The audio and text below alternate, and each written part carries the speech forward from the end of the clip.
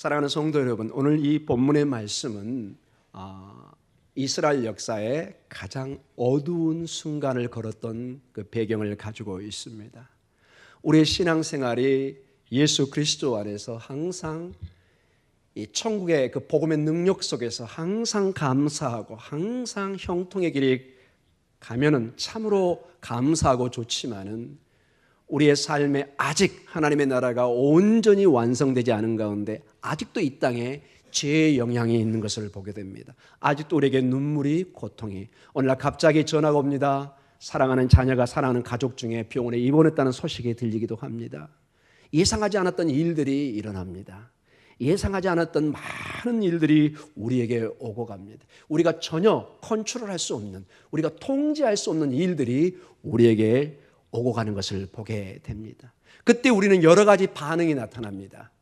그것을 담대하게 믿음으로 이겨내는 사람이 있는가 하면은 슬픔과 좌절에 빠지는 경우도 있고 여러 가지 거기에 대한 반응이 나타납니다. 그러나 공통적으로 오늘 이 본문에 나와 있는 것처럼 그 절망이, 그 고통이 너무 클 때 우리는 말을 잃어버리게 되고 갑자기 마음에 답답한, 누구에도 표현할 수 없는 욥과 같은 그런 상태로 내려가는 걸 보게 됩니다. 이사야 49장은 전통적으로 이 포로된 이스라엘 백성들을 배경으로 그들의 상황을 설정해 가면서 이 선자의 말씀이 쏟아지고 있습니다. 이스라엘 백성들에게 약속의 땅을 떠나서 그냥 떠나는 것이 아니라 포로로 잡혀가고 하나님의 임재의 상징인 예루살렘 성전이 파괴되는 것, 모든 것이 그들에게는 끝난 것처럼 보이는 그 가운데 하나님은 나와 함께 하시며 하나님의 임재와 하나님의 그 권능의 하나님은 어디 계신가, 이러한 절망감에 빠졌을 때 이들이 바벨론 포로 상황 속에서 점점점 의심은 많아지고 고통과 좌절이 넘치는 상황 속에 오늘 8절에 말씀이 주어지고 있습니다. 희망이 꺼져가는 그들에게 오늘 그 절망 속에 한 줄기의 희망의 메시지가 쏟아지기 시작합니다. 정말 이것이 귀합니다, 여러분. 정말 내가 죽었어 할 때, 당신은 죽지 않고 살았습니다 하는 외침이 들려올 때, 정말 망망대해를 항해해 가는데 모든 배가 파산하고 이제 곧 죽어야 되는 순간에 저 앞에 등대와 희망이 보이기 시작합니다. 조금만 가면 거기에 묻이 있고 살 수 있는 희망이 보일 때, 그들에게는 새로운 가능성을 볼 때 그 마음의 희열을 생각해 보십시오.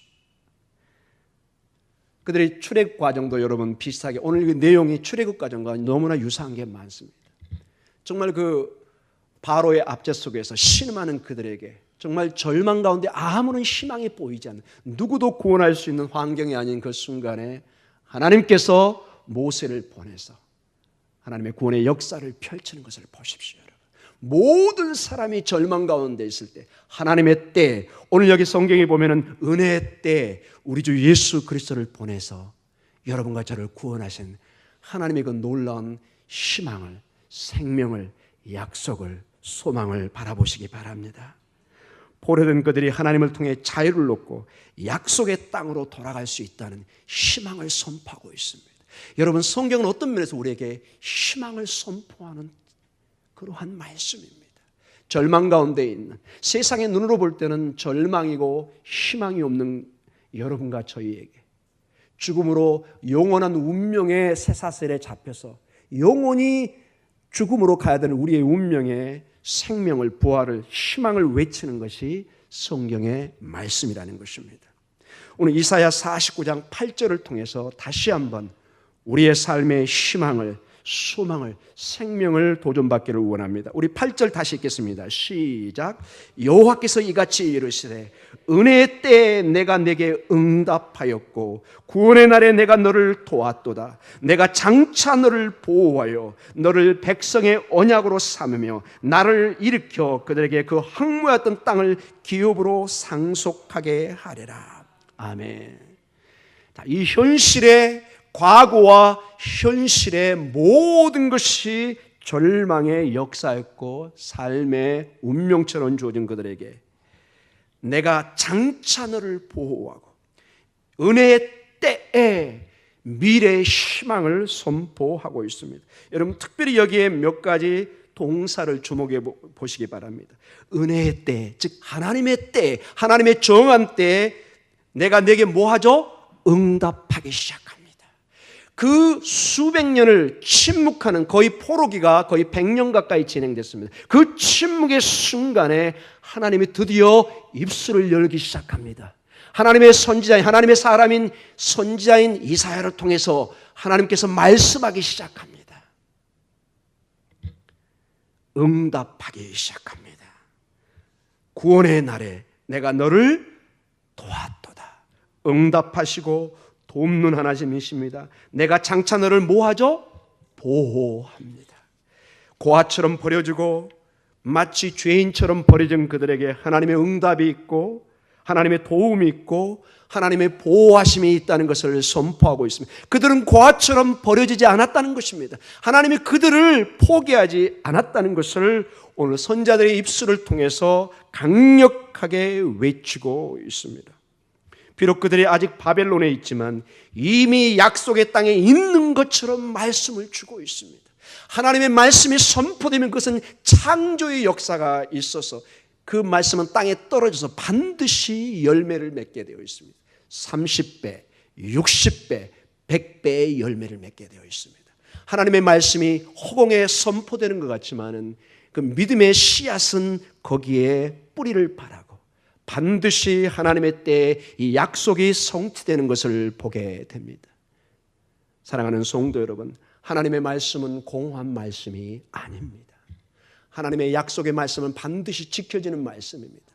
푸른 마르고 꽃은 지지만 영원히 경고에 서 있는 그 하나님의 약속의 말씀을 붙드시기 바랍니다. 그리고 너를 백성의 언약으로 삼으며 이렇게 나옵니다. 10절 하반부에 나라를 일으켜 그들에게 그 황무했던 땅을 기업으로 상속하게 하리라. 너를 백성의 언약으로 삼으며 다시 약속으로 붙드는 것을 말합니다. 언약, 그 언약, 이 약속, 하나님의 말씀하시면 절대로 파괴하지 않는 그 언약. 여러분 사업을 하실 때 가장 염려되는 게 뭐죠? 약속을 파괴하는 파트너를 만났을 때 굉장히 힘듭니다. 그 사람을 철떡까지 믿고 어떤 계약서를 썼는데 어느 날 그것이 공수표라면은 이건 감당하기 어렵습니다. 세상은 그럴지 모르지만 우리 하나님은 절대로 이 약속을 깨지 않으신다는 것입니다. 이것이 중요합니다. 하나님이 만약 그분의 감정대로 오늘 이랬다 내일 저랬다 그러면 우리는 정말로 감당하지 못할 것입니다. 그러나 우리 주님은 분명히 성경을 통해서 말씀하십니다. 어제나 오늘이나 영원토록 동일하신 하나님이십니다. 알파요 오메가 되십니다. 처음과 끝이 동일하시고 오늘도 동일하게 그 약속의 말씀의 근거에서 우리에게 역사에 오고 계십니다. 우리를 일으켜서 주저앉은 우리를 하나님의 백성들을 일으켜서 항모했던 땅, 버려진 땅, 즉 약속의 땅 이스라엘을 얘기하며 그 땅을 기업으로 다시 상속하게 한다는 말씀을 주고 계십니다. 사랑하는 성도 여러분, 여기서 우리가 분명히 알 수 있는 것은 이스라엘 백성들은 이 언약이 깨진 줄 알았습니다. 더 이상 하나님의 파트너, 동반자가 아니라고 생각했습니다. 이스라엘 백성들은 좀 심하게 남편인 하나님으로부터 버림받은 이혼녀처럼 생각을 했어요. 완전히 가정이 깨졌다고 생각을 했습니다. 그러나 성경을 통해서 보면은 단 한 번도 하나님은 자기 아내를 버린 적이 없습니다. 이스라엘 백성들이 남편을 버린 것입니다. 하나님의 신실하심을 그들이 저버린 것입니다. 하나님은 태양처럼 단 한 번도 우리를 떠난 적이 없습니다. 우리 지구가 태양을 돌면서 가까웠다 멀어졌다 그러는 것입니다. 사랑하는 성도 여러분, 흑암이 그리고 먹구름이 쳐와도 그 너머에 태양의 빛은 여전히 비추고 있습니다. 우리 하나님은 변함이 없으신 것입니다. 사랑하는 성도 여러분, 계속해서 이 선지자는 이스라엘 백성들에게 출애굽 단어를 통해서, 즉 이스라엘 백성들이 아브라함과 이삭과 야곱의 하나님, 모세의 하나님, 그 조상의 하나님, 그 출애굽의 위대한 구원의 사건의 단어를 다시 일으키면서 그 역사가 출애굽이 새로운 하나님의 구원의 역사가 이 바빌론 땅에도 동일하게 일어날 것을 선포하고 있습니다. 이사야 49장 9절을 우리 같이 보도록 하겠습니다. 같이 읽도록 하겠습니다. 내가 잡혀있는 자에게 이르기를 뭐하죠? 나오라 하며 흑암에 있는 자에게 나타나라 하리라. 그들의 길에서 먹겠고 모든 헐벗은 산에도 그들의 풀밭이 있을 것인지. 내가 잡혀있는 자에게 이르기를 나오라 얘기합니다. 나오라. 포로기가 길어지고 고통이 깊어지고 심해질 때 이스라엘 백성이나 저희들은 이 나올 힘을 잃어버립니다. 너무 절망 가운데 있으면 모든 판단력을 일단 잃어버리고 사람은 갈 길을 잃어버립니다. 여러분, 사람이 극도의 공포심과 순간적인 어려움을 당하면 그 사람이 멈추는 거 여러분 아시죠? 왜 교통사고 때 사람들이 많이 다치고 죽기도 할까요? 차가 오면 사람이 움직이질 못합니다. 여러분, 목사님 저는 움직일 수 있는데 안 된다고 그럽니다. 여러분, 너무 갑자기 차가 확 다가오고 불빛으로 다가오면 사람은 본능적으로 어떻게 된다고요? 딱 서버립니다. 그 자리에 움직이지를 못합니다. 훈련되지 않는 사람들은. 이 공포의 순간이 다가오면 사람은 대부분 주저앉고 모든 이성이 끊어져 버립니다. 판단력을 상실해 버립니다. 포로민들도 그런 상황에 있습니다. 그때 하나님께서 힘을 주시고 일어나 나오라 얘기합니다. 내가 구원하시겠다 얘기합니다. 흑암에 있는 자에게 나타나라 얘기합니다. 여기 원어는 너 자신을 나타내라 이런 뜻을 가지고 있습니다. 이제 더 이상 주저앉지 말고 일어나 힘을 내라고 얘기합니다. 내가 너희를 출애굽시키겠다고 얘기합니다. 새로운 출애굽의 역사가 지금 너희에게 임하고 있으니 준비하라고 얘기하고 있습니다. 우리는 우리가 누구인지를 이런 고통 속에 잃어버리고 또 좌절하고 있을 때 하나님이 다시 한번 우리에게 정체성을, 삶의 희망을 보여주고 있습니다. 우리에게 새로운 출애굽의 새로운 미래의 발걸음을 움직이라고 강하게 얘기하고 있습니다. 사랑하는 성도 여러분, 여러분의 삶에 영적인 바벨론을 맞이하고 계십니까? 고통과 좌절과 때로는 기도의 응답을 받지 못하고 하나님이 마치 나와는 상관없이 계시지 않는 하나님의 임재를 의심하는 순간에 있습니까? 오늘 주님이 말씀하십니다. 나오라. 너 자신을 나타내라. 내가 하나님의 때, 이 구원의 때 내가 너를 보호하고 너를 지키고 너를 인도해 낼 거라고 말씀하고 있습니다. 현재의 어려움은 우리를 미래로 움직이게 하고 미래의 가능성과 희망을 보고 나아가게 하는 것이 무척 어렵게 합니다. 현재의 어려움은 미래의 희망을 되게 꺾으려고 하고 있습니다. 이러한 어려움 속에서 미래를 보게 하는 것이 어렵습니다. 그러나 믿음은 이 어려움 속에서 우리를 희망으로 미래를 보게 합니다. 나는 미래를 볼 힘이 없습니다. 나는 부활을 볼 수 있는 힘이 없습니다. 그런 믿음을 내가 원래 갖고 있지를 못합니다. 그러나 우리 주 예수 그리스도가 주의 성령을 보내셔서 말할 수 없는 탄식으로 성령이 나를 위해서 기도하시며 예수 그리스도가 나의 구세주며 부활의 주님이며 그분을 믿으면 영원한 생명으로 나아갈 수 있다는 것을 우리의 믿음의 눈을 떠서 보게 하십니다. 그분이 바로 예수 그리스도입니다. 누구든지 예수 그리스도 앞에 나아가기만 하면 하나님의 자녀가 되는 놀라운 권세를 주셨다고 말씀하고 계십니다. 계속해서 언약의 하나님께서는 얼마나 이스라엘 백성들에게 힘을 주시고 그들을 부르고 계신가를 목자의 형상을 통해서 다시 말씀해 주고 있습니다. 우리 49장 10절에서 11절 말씀을 보도록 하겠습니다. 같이 읽겠습니다. 그들이 줄이거나 목마르지 아니할 것이며 더위와 볕이 그들을 상하지 아니하리니 샘물 근으로 인도할 것임이라. 내가 나의 모든 산을 길로 삼고 나의 대로를 도드리니 어떤 사람은 먼 곳에서 어떤 사람은 북쪽과 서쪽에서 어떤 사람은 시님 땅에서 오리라. 아멘. 오늘 12절에 보면은 동서남북 세계 각곳에 흩어진 모든 포로민들을 하나님께서 부르시고 인도해 가는 모습을 보여주고 있습니다. 우리가 어디에 있든지 하나님은 우리를 버리시지 않습니다. 여러분의 이름을 기억하십니다. 오늘 이제 본문에 나중에 보면은 하나님의 이 손에 여러분의 이름을 새기십니다. 쓰는 게 아니라 끌과 정으로 나무와 돌에 새기듯이 우리를 새기십니다. 어디에 있든지, 모기동에 있든지, 저 무인도에 있든지 여러분을 하나님이 기억하시고 반드시 부르십니다. 하나님이 여러분과 저를 찾는 것은 문제가 안 됩니다. 여기 보니까 어떤 사람은 북쪽과 서쪽에서, 어떤 사람은 시님 땅에서 오리라. 여기는 전적으로 동서남북 모든 곳에서 부르시는 하나님이십니다. 우리는 어디서 이 하나님의 출애굽의 역사와 새로운 역사가 일어나는 것을 체험하고 있습니까, 여러분? 어디서 이 하나님의 부르심을 여러분 체험하고 있습니까? 하나님은 우리를 목자가 되셔서 보호하시는 것을 보게 됩니다. 다시 한번 10장을 한번 봐보십시오. 그들이 줄이거나 목마르지 않습니다. 더위와 볕이 그들을 상하지 않습니다.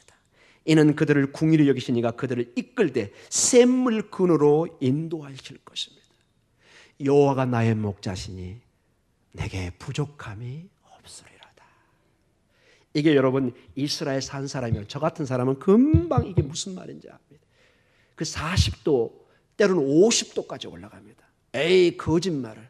여러분 가보십시오. 여러분 진짜로 온도가 50도도 올라갑니다. 여기 보면은 줄이거나 목마른 사람들에게 더위와 볕, 모든 것을 하나님이 인도해 가십니다. 그래서 여러분 광야를 한번 생각해 보시면서, 때로는 홀로 여러분 맞벌이 부부로 생각하면서 그 젊었을 때 여러분의 자녀가 집에서 여러분을 그 두려움과 떨림 속에 여러분을 기다리고 있다고 하면서 이 이해를 한번 생각해 보십시오. 자, 광야를 생각해 보시고, 어려웠을 때 자녀를 두고 밤늦게까지 일했던 여러분을 상상하면서 이 예화를 한번 생각해 보십시오. 어느 날 한 목자가 저녁에 중요한 일들이 있어서 밤늦게 집으로 돌아오고 있습니다. 양들은 주인이 없기 때문에 벌벌벌 떱니다. 왜냐? 광야는 늑대와 자칼과 곰들과 때로는 사자들이 넘나듭니다. 양은 여러분 전혀 자신을 보호할 수 없는 특이한 짐승입니다. 대개 짐승들은 이렇게 적군이 오면 마지막에 물거나 저항도 하는데 양은 전혀 그것을 못합니다. 양은 그냥 음매하고 그냥 물려 죽습니다. 방어 능력을 못 가지고 있습니다.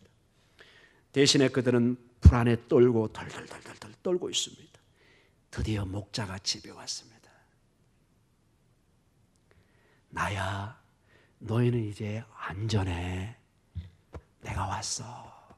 엄마 아빠가 왔어. 사랑하는 아들아, 사랑하는 딸아, 엄마가 왔어. 아빠가 왔어. 그 자녀들의 그 얼굴을 봐보세요. 환해지는 얼굴. 그 양들의 여러분 웃는 얼굴이 좀 상상이 되십니까? 그 목자를 보면서 죄송합니다. 제가 너무 과장하는 것 같긴 한데 목자의 음성을 알아듣고 양들은 평안을 느낍니다. 여러분 놀랍게도 그 양들이요 목자와 이렇게 같이 자기 시작합니다. 여러분 동물들이 친해지면요, 여러분 아마 잘 아실 겁니다. 되게 이렇게 와서 치댑니다. 이렇게 주인에게 이렇게 안깁니다. 여러분 양들도 동일한 행동을 합니다. 그리고 양들은 이렇게 마음에 다짐을 하고 안심을 합니다. 네, 우리 주인이 오셨군요. 당신이 우리를 정말로 돌보고 정말 어려움 속에서 우리를 도와주고 있군요. 밤새내 술 먹고 그냥 안 돌아올 줄 알았는데 오셔서 우리를 돌봐주고 있군요. 이제 우리는 편안히 잠을 자겠습니다. 비록 바깥은 칠흑같이 어둡지만 이제 우리는 두렵지 않습니다. 이렇게 양들이 다짐한다고 합니다. 별로 웃지 않으시네요. 예. 양들이 주인이 오면은 그런 마음을 품는다고 그럽니다. 여러분의 자녀 여러분 어렸을 때 봐보세요. 엄마 아빠가 오면은 갑자기 아이들이 이렇게 생기를 찾기 시작합니다. 왜냐? 엄마 아빠가 옆에 있기 때문에. 사랑하는 성도 여러분, 이러한 목자의 음성을 듣는 양들에게 선지자는 외칩니다. 자, 찬양합시다. 찬양합시다. 이 목자가 우리에게 있습니다. 49장 13절 우리 크게 한번 읽도록 하겠습니다. 시작. 하늘이여 노래하라. 땅이여 기뻐하라. 산들이여 즐거이 노래하라. 여호와께서 그의 백성을 이루하셨은즉 그의 고난당한 자를 긍휼히 여기실 것임이라. 아멘. 하늘이여 노래하라. 땅이여 기뻐라, 산들이여 즐거이 노래하라. 여호와께서, 우리의 목자께서 그의 백성을 이루하십니다. 그 백성을 긍휼히 여기기 시작합니다. 놀라운 찬양의 소리가 울려 퍼집니다. 근데 여러분, 이 말씀을 보면은 이 본문의 내용이 여기서 끝나지 않는다는 데 문제가 있습니다. 이러한 찬양의 모습이 끝이 아니라 아직 찬양의 기쁨이 끝나지도 않았는데 이 찬양에 반대되는 목소리가 들리기 시작합니다. 한번 읽어볼까요? 49장 14절입니다. 크게 읽겠습니다. 시작. 오직 시온이 이르기를 여호와께서 나를 버리시며 주께서 나를 잊으셨다 하거니와. 자, 이 놀라운 하나님의 구원하심과 은혜와 긍휼과 하나님의 목자 되심이 선포되고 있는데 얼마나 충격이 컸는지 이 시온, 즉 이스라엘 백성들은 아직도 여호와께서 나를 버리셨다, 주께서 나를 잊으셨다 합니다. 이게 이스라엘 백성들의 포로기에 가장 중요한 두 단어입니다. 포로된 이스라엘 백성들의 심리 상태와 모든 걸 말해주는 두 단어가 이 단어입니다. 뭐죠? 여호와께서 나를 버리셨다는 것입니다. 주께서 나를 잊으셨다는 것입니다. 이 마음이 있을 때 이스라엘 백성들은 큰 지금 아직도 슬픔과 상처 속에 있는 것을 보게 됩니다. 앞선 기쁨의 찬양 송영은 버려지며 잊으셨다고 하는 이 슬픔의 애가 때문에 그 빛을 잃어버린 것처럼 보입니다. 오늘 본문은 포로 공동체의 슬픔과 고통을 어떤 면에서 이 이사야 선지자는 정당화시키는 것처럼 보입니다. 하나님으로부터 버림받은 것 같은 마음과 모든 것을 잃어버렸다는 상실감을 때로는 표현하게 하는 것을 보게 됩니다.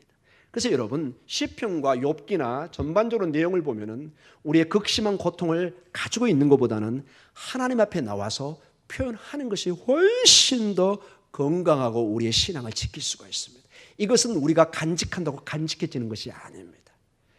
우리의 이 처절한 고통과 아픔을 하나님 앞에 나와서 때로는 토해내는 것이 이 오늘의 이 14절에 보면은 정당화되는 것처럼 보입니다. 이것은 포로민이 느끼는 감정이었습니다. 이것은 아픈 사람들이 느끼는 느낌입니다.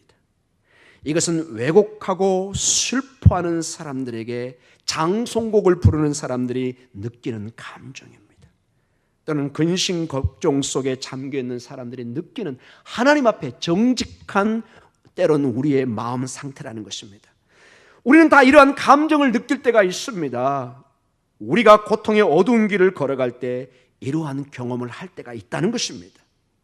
우리가 하나님께로부터 잊음을 당한 것처럼 느껴질 때도 있고 버림받은 것처럼 생각이 될 때도 있다는 것입니다. 이게 정직한 우리의 마음의 상황이라는 것입니다.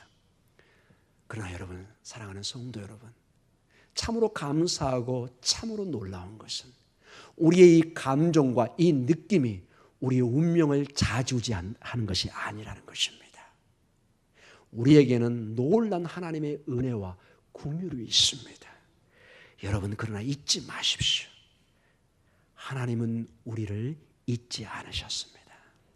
하나님은 그 약속을 절대로 저버리지 않습니다. 어떻게 할 수 있느냐? 참으로 놀라운 표현을 하고 있습니다.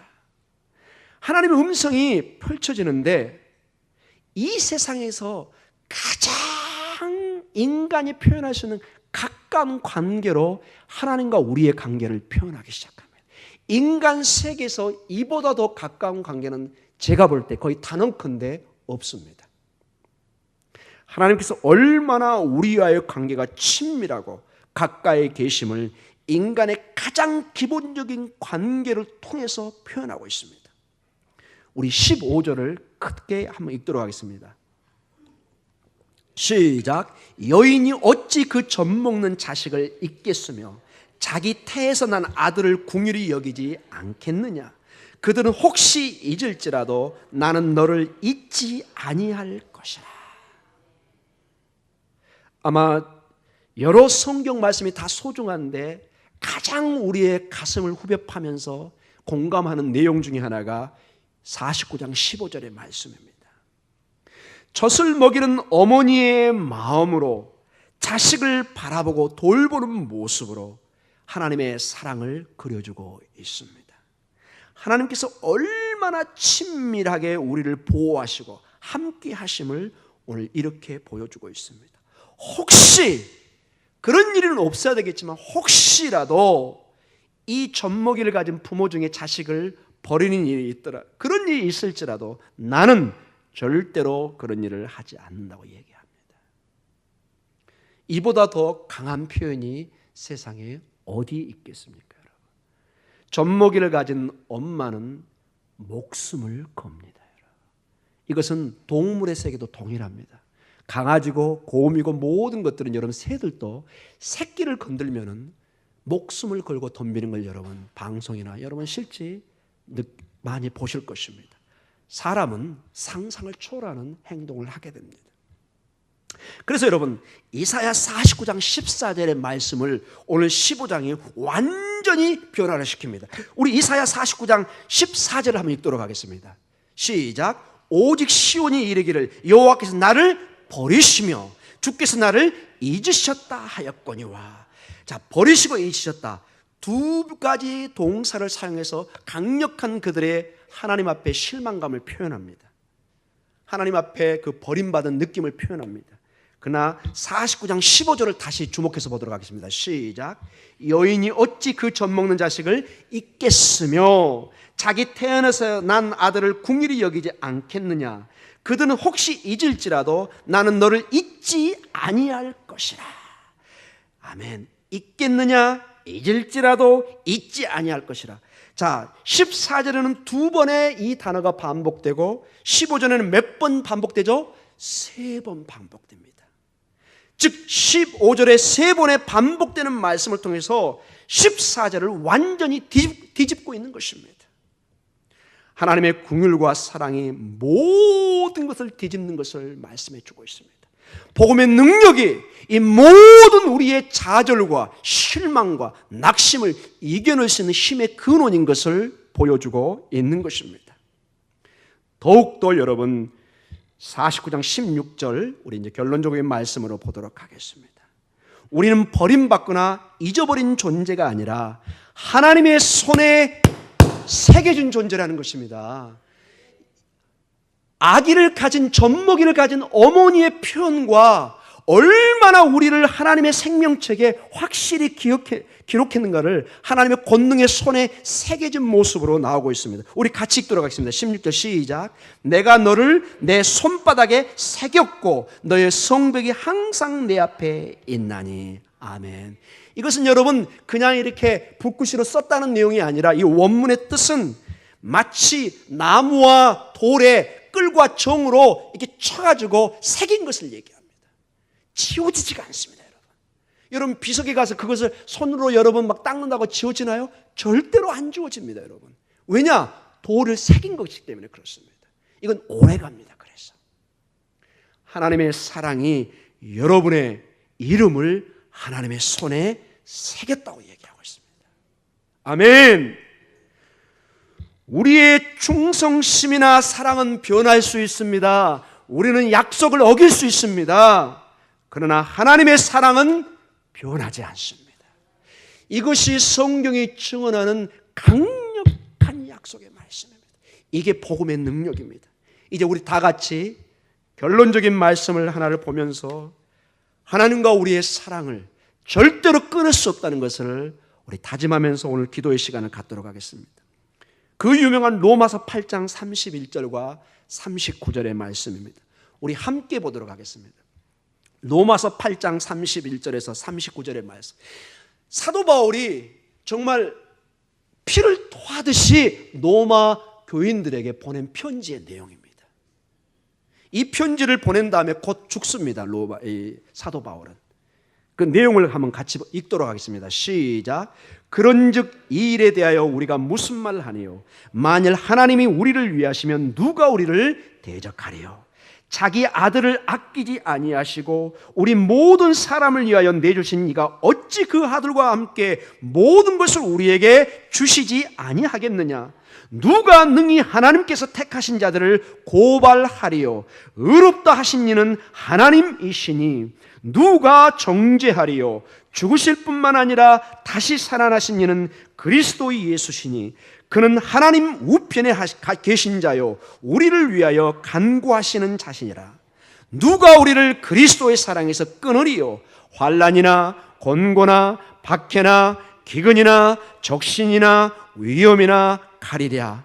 기록된 바 우리가 종일 주를 위하여 죽임을 당하게 되며 토살당할 양같이 여김을 받았나이다 함과 같으니라.